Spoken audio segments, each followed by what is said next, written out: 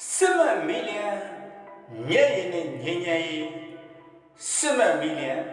ညရင်နဲ့ညင်ညင်ရေးဒီလမ်းကိုရောက်တော့ဒီအသက်တွေတည်ရွယ်လူကျွေးခဲ့ရမြို့ပြလက်ဖက်ရည်ကွက်တဲ့ကမှုံတိုင်းရဲ့ပြိုလဲတန်တွေ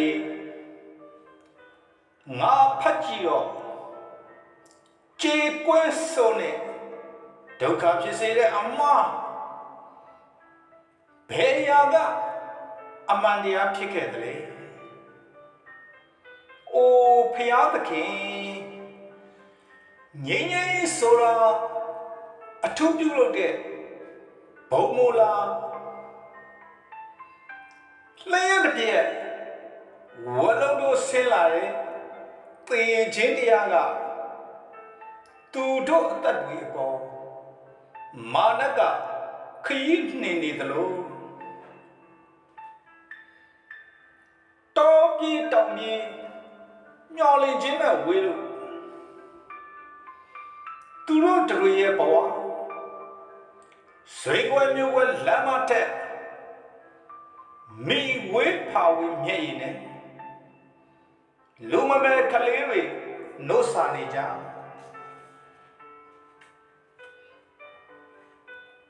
အော်ဆရာတကယ်ပါတေသူကတေခြေသူကခြေနေဒီမှာအိမ်တွေပြပြဝေးရဲရဲရောရောအစိတ်တင်ခဲ့တဲ့သူတို့တွေရေကိုတန်းစီဆောင်အစားကိုတန်းစီဆောင်စောင့်ရင်ငတ်ပြရင်တေခြင်းတရားကိုတန်းစီဆောင်နေရတယ်လို့ဒီလိုနဲ့နေရလားအဲ့ဒီမြို့ပြက်လမ်းပြတ်ထက်မှာမီလီယံနဲ့မျက်ရည်အသက်တွေပါကျွမ်းလာညမောင်မှာသူတို့ခန္ဓာကိုယ်တွေကိုပူဇော်စိတ်ရစ်ပလင်ပေါ်မှာ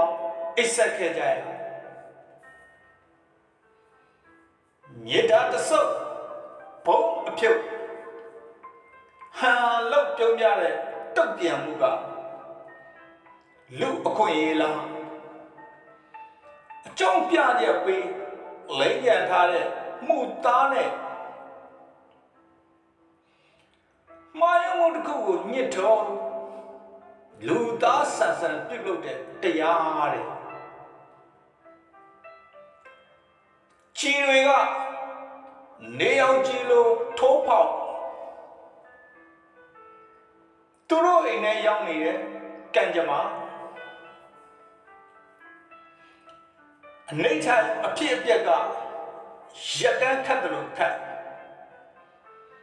တန်တရားနဲ့ချက်ပြုတ်စားတော့ခဲ့ရမနေ့ကအတိုင်းဒီကနေ့သူတို့လက်တွေထဲရေချစ်တဲ့နဲ့လူခွင့်ရည်တွေပြစ်ထည့်လိုက်မနေ့ကအတိုင်းဒီကနေ့သူတို့အိတ်ကပ်တွေထဲမုတာဝါဒရွေးကောက်ပွဲတွေပြစ်ထည့်လိုက်နေသွေးစုံနေတဲ့ဖောက်ခွဲခြင်းနေတာသူတို့ကြောပေါ်မှာအဖတ်တင်ခဲ့ကြဘယ်အတွက်ဘာကြောင့်ဒီလောက်တောင်အိုးဖွဲ့ပကံတွေကအနာတရားရိတ်ကာကိုထိုးဟောင်းနေရတယ်လေဆို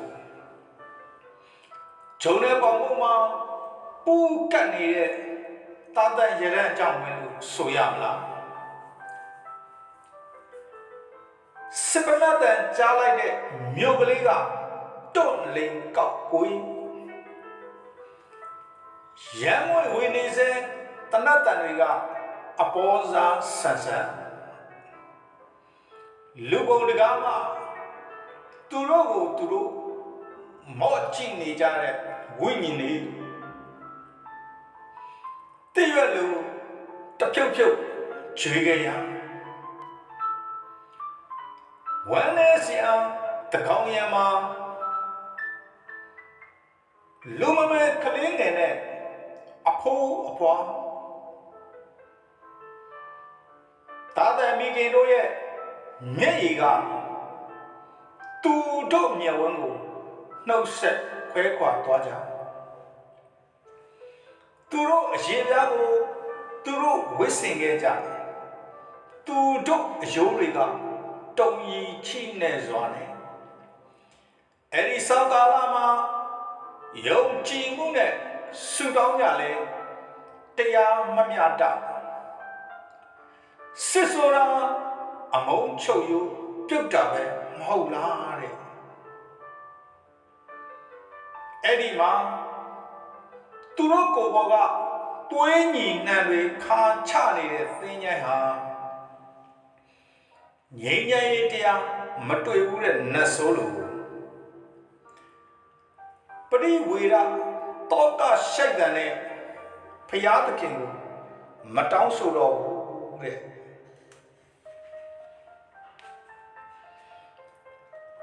အဲ့ဒီခေတ်ရဲ့အိမ်အိုလေးတဲ့တယောက်ဝမ်းနေခြင်းကိုတယောက်တွဲပူဖေးမှာတယောက်မြတ်တာတရားကိုတယောက်စားသုံးကြရင်စစ်ထွက်သားတယောက်ရဲ့ဝိညာဉ်အော်တန်ကိုနားဆွသူတို့တယောက်ရဲ့အတွင်းသားနေရာမှာဆွတ်ဆိုခဲ့ရတကယ်ဆိုနောက်ဆုံးဘဝနောက်ဆုံးညလို့တုံတုံနဲ့တဝုံချွေခဲ့သမျှမာယုံမှုကြောင့်တပင်အိုးတွေလိုဦးငိုက်ကြသွားတဲ့အဖိုးနဲ့အဖွားမျော်လင့်ခြင်းကလမ်းတော့တောင်မရောက်ခဲ့ရအခုတော့သူတို့ဝိညာဉ်တွေကိုခွေးညိုညိုတွေကအော်ကြည့်ဟစ်ကြထိုးအောင်ခဲ့ကြတယ်ကျေးဇူးတင်ပါတယ်29ရက်9လ2005ခုနှစ်ကကြပြဖြစ်ပါတယ်